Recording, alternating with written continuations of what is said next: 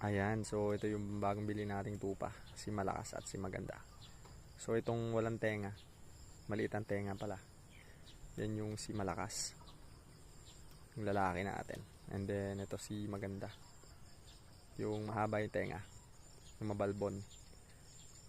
Ayan. So nabili natin sila sa Lupao, Nueva Ecija. Medyo mailap pa sila. So kahapon to din deliver dito. Ayan. Kakute nila. Tignan no. Oh, lakas kumain oh. Lakas magpudpud ng kuwan. Lakas magpudpud ng damo. Ayun yung napudpud na nila yun oh. Parte na yan. Maganda tong grass cutter eh. Ayan.